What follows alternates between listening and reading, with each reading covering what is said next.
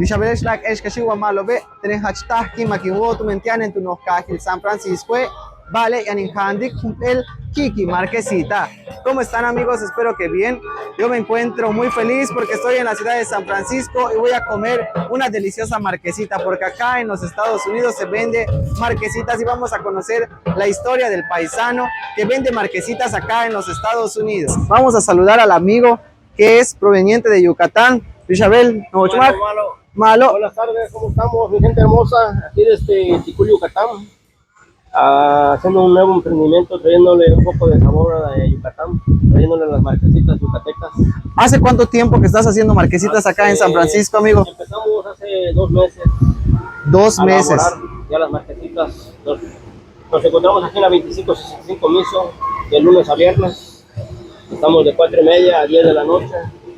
Sábado y domingo nos encontramos en la pulga de la 14 emisión. Ahí estamos vendiendo marquesitas igual. Claro, trayendo el sabor de las marquesitas de Yucatán. Sí, para que las personas que estén aquí, los paisanos, vengan a disfrutar de su maravillosa marquesita.